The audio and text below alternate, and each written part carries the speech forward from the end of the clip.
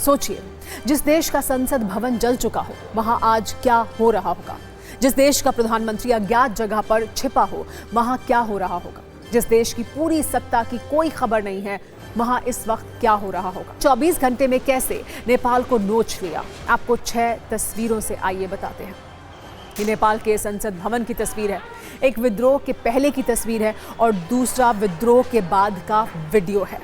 नेपाल के इस power house को 3600 करोड़ रुपए में बनाया गया था। इसकी मुख्य इमारत को भारी नुकसान पहुंचा है।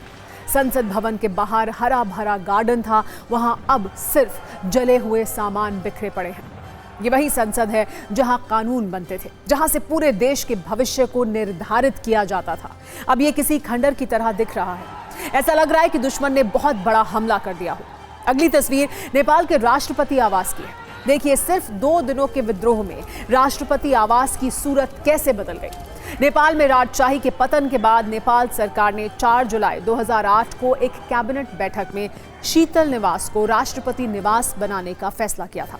कल हुई आगजनी से पहले नेपाल के राष्ट्रपति रामचंद्र पौडेल को हेलीकॉप्टर से सेना ने एक सुरक्षित जगह पर पहुंचा दिया था। ये नेपाल के प्रधानमंत्री केपी शर्मा ओली के निजी आवास की तस्वीर है, जहां कभी राजनीतिक हलचल थी, जहां कभी बड़े बड़े फैसले होते थे, बड़े बड़े मंत्रियों के साथ मंथन होता था।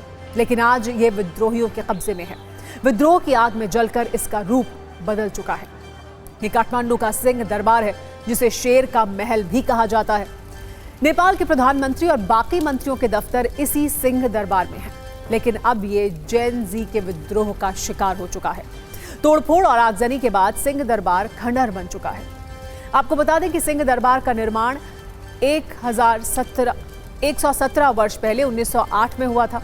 उस वक्त ये नेपाल के राजा का शाही महल हुआ करता था, जिसे लेकर शुरू से ही विवाद रहा है।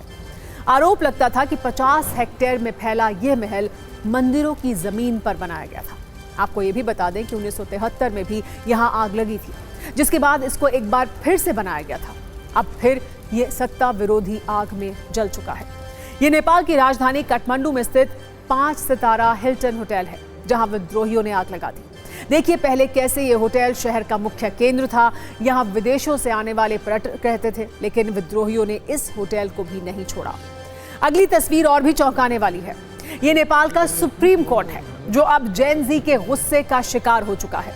नेपाल के इसी सुप्रीम कोर्ट ने सोशल मीडिया प्लेटफॉर्म्स को रजिस्ट्रेशन कराने के आदेश दिए थे, जिस आदेश पर सरकार ने इन प्लेटफॉर्म्स को बंद कर दिया था।